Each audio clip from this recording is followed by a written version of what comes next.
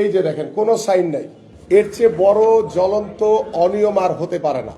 হ্যাঁ, এটার দিকে একটু খেয়াল করেন আপনারা যে আমিনুল হক ধানের শীষ 456 ভোট পেয়েছে। তরিকুল ইসলাম আম্মার্কা তিনি পেয়েছেন হচ্ছে 583। ঠিক তার পরের ফরম্যাটটি দেখেন, একই জিনিস আবার তারা দেখেন, এই যে এখানে ছেঁড়ার একটি দেখা যাচ্ছে, ছিঁড়ে রেখেছে তারা। দাঁড়িপাল্লায় ভোট দেখিয়েছে 456টি আর ধানের শীষে দেখিয়েছে 583 ভোট। এটাতে একটা কেন্দ্র এরকম দেখিয়েছে, এরকম অসংখ্য কেন্দ্র আছে যার প্রমাণ আমি এখন আবার আপনাদেরকে দিচ্ছি। প্রত্যেকটি কেন্দ্রের এজেন্ট যারা রয়েছে তাদেরকে দূরে সরিয়ে রাখে, তারা তাদের নিজেদের মতো করে প্রিজাইডিং অফিসার, সহকারী প্রিজাইডিং অফিসার এবং যারা ফলাফল ঘোষণা করেছে মিরপুর বাংলা উচ্চ বিদ্যালয় থেকে, সেখানে তারা এখানে আমার কাছে 34টির উপরে শীট রয়েছে যেখানে কোনো এজেন্টের কোনো সাইন নাই, প্রত্যেকটির একটিতেও সাইন নাই, প্রত্যেকটিতে সাইন নাই কোনো। প্রিজাইডিং অফিসার শুধু সাইন করেছে, এরকম 33টা পৃষ্ঠা রয়েছে যেখানে সাইন নাই। এই যে দেখেন সাইন নাই, সাইন নাই তারা তাদের।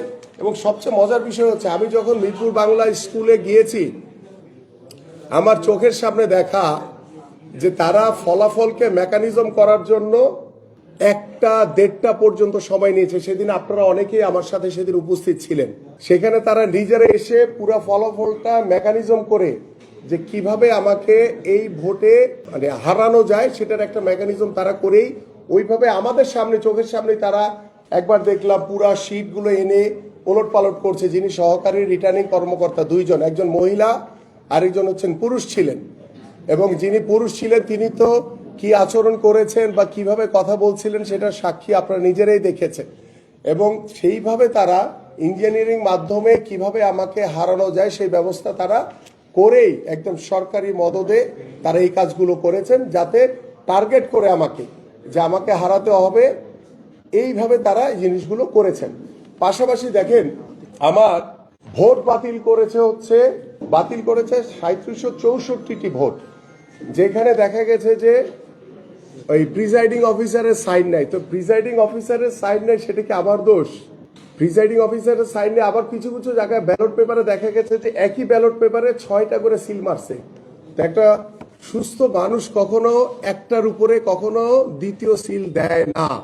ইন্টেনশনালি তারা জানে যে আমিনুলকে হারানো যাবে না, যেহেতু ক্লোজ রেঞ্জে রাখার জন্য তারা এই তারা ষড়যন্ত্র করে তারা এইভাবে ইঞ্জিনিয়ারিং করে আমাকে হারিয়েছে। কারণ যদি আমি এখানকার লোকাল ছেলে, আমাকে এখানে মানুষ যেভাবে স্বতঃস্ফূর্তভাবে ভোট দিয়েছে সেটা আমার নিজের চোখে দেখা। আমি যখন ভোট কেন্দ্রগুলি যাচ্ছি, ভোটাররা বলছে ভাই আপনি তো বিজয় হয়ে গেছেন আলহামদুলিল্লাহ, এইভাবে বলে তারা আমাকে বাহবা দিয়েছে। কিন্তু যখন ভোট গণনা শেষে যখন রেজাল্ট দেখেছে, আমি অনেক সাধারণ মানুষকে দেখেছি তারা অঝরে কেঁদেছে আমার জন্য। এবং আজকে পর্যন্ত আমি দেখেছি যারা আমার বাসায় এসে সাধারণ মানুষরা তারা হতাশাগ্রস্ত হয়ে তারা বিমর্ষ অবস্থায়, গতকালকে আমি দেখেছি জুমার নামাজ তারা অনেকে পড়তে যায়নি, শত শত মানুষ তারা এখানে বসে কেঁদেছে। আমার কথা হচ্ছে যে আমরা দীর্ঘ 17 বছর একটি সুষ্ঠু নির্বাচনের অপেক্ষায় রয়েছি।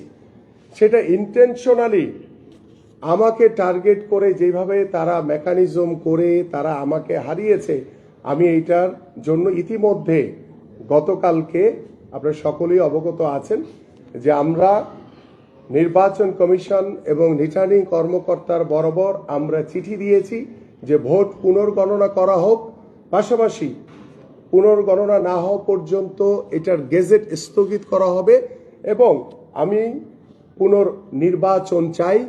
এই চিঠি ইতিমধ্যে আমি দিয়েছি এবং আমি আশা করি যে এইটা দ্রুতই আমাদের যে ব্যবস্থা নেওয়া দরকার, এবং আমরা আশা করি যে এইটা সংশ্লিষ্ট যারা রয়েছে নির্বাচন কমিশন তারা দ্রুতই এই বিষয়টি আমলে এনে তারা দ্রুত ব্যবস্থা গ্রহণ করবে এবং এই পুনর্গণনা শেষ না হওয়া পর্যন্ত এই গেজেট, এই আসনের ঢাকা 16 আসনের গেজেট যাতে প্রকাশিত করা না হয়, এটা আমি আপনাদের মাধ্যমে নির্বাচন কমিশনকে অনুরোধ করছি।